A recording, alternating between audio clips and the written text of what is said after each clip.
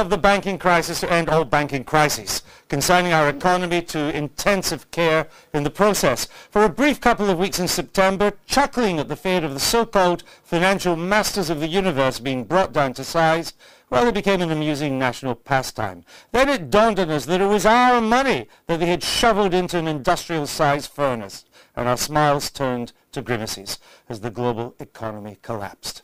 Nobody's laughing now.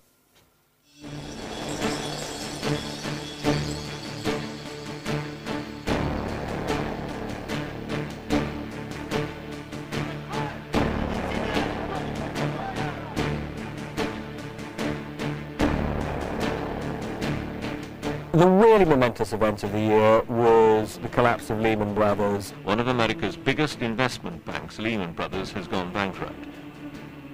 We got incredibly close to Armageddon. We got amazingly close to the complete collapse of the financial system, which would have turned what looks like a steep recession into something even worse, a slump, a depression.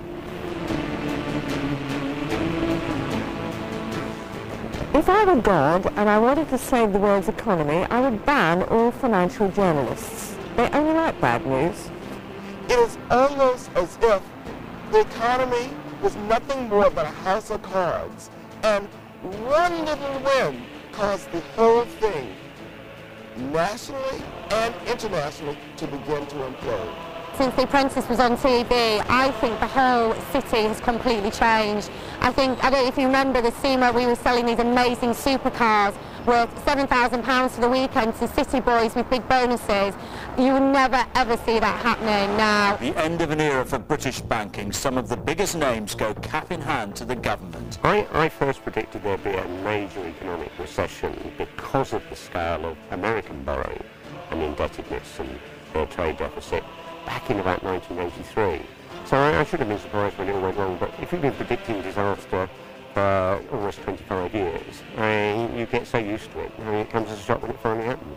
I think my life, along with everybody else's, is everybody is impacted by this financial crisis. I think everybody's looking at their own situation.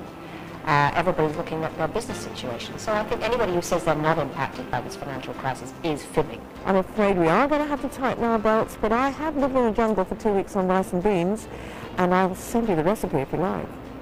After 20 years of working on Wall Street, sometimes it pays to know when you take the money off the table.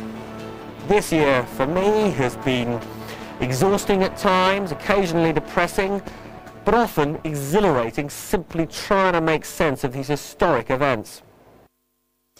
Banking crisis and recession. Michael, some people they're saying they kind of saw it coming, but the fact is it not? Very few people saw it coming, and no one saw the truly shocking scale that would take place. I think that's absolutely right, and that continues until today. I mean, in the last week, we find that a guy has made off with 50 billion. His name happens to be Madoff.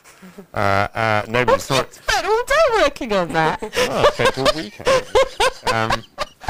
No, it's absolutely amazing, isn't it? I mean, Santander's lost 2 billion, HBOS has lost more money. Some of the most sophisticated investors in the world. I mean, people are meant to know what's going on. And this fellow's saying, here, have 10%, have 10%. Well, Nobody smells a rat. One person that did foresee it was Warren Buffett, who had said for some time all these derivatives and instruments. He wouldn't go invest in things he didn't understand. Exactly. But he also said when the tide goes out, you see who's been swimming not wearing their shorts. Kay said in his book on the Big Crash. You see all the embezzlements lying on the... And this is what this scandal is about. It is kind of epoch-making, though, isn't it? I mean, the end of Woolies.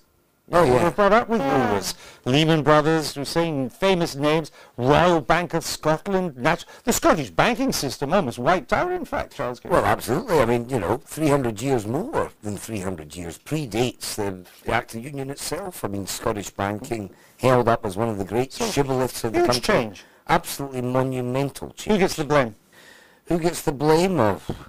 It's such a tangled web, but I do think the bankers, actually, by and large, are at the centre of all of this. Now, the politicians, probably for excessive deregulation or turning a blind eye, having deregulated.